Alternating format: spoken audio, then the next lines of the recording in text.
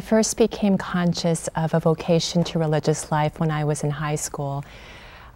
I suppose it had always been there, but it wasn't until I began to be more involved in my parish and my youth group that I felt for the first time that God might want something more explicit from me, a closer following of Him in the religious life. And I have to tell you, I was very much afraid. I was very hesitant. And so for the first few years, I didn't do too much. I was open, but in a very tentative way. And it really wasn't until I was in college and I had the opportunity to participate in a World Youth Day. That would have been 1993 in Denver. And for the first time, I really felt myself to be caught up into something bigger than myself. It was an experience of the church and of belonging to the church and having a share in her mission. And it was after that encounter with the Lord and in the midst of His people and with the Holy Father that I met our sisters. And I can't say it was one particular thing. It was the joy and the genuine desire to follow that attracted me.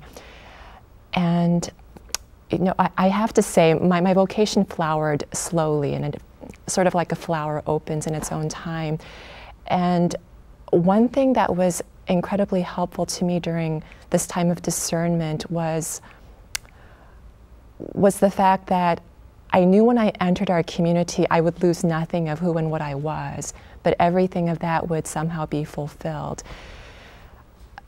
And so my encouragement to anybody who is pursuing a vocation or feels him or herself to be called by the Lord is when you pray, it's very important to pray with all of one's desires and not censure any of those, you know, thinking I can't bring this to him, this isn't good enough for him, or I just have to let go of this forever because he's calling me. But bring all those with you, because the Holy Father, our current Holy Father, Benedict, has said, when Christ calls, he gives you everything. So do not be afraid. And he will give you everything your heart desires. For more information on the religious life, log on to www.ewtn.com/religiouslife.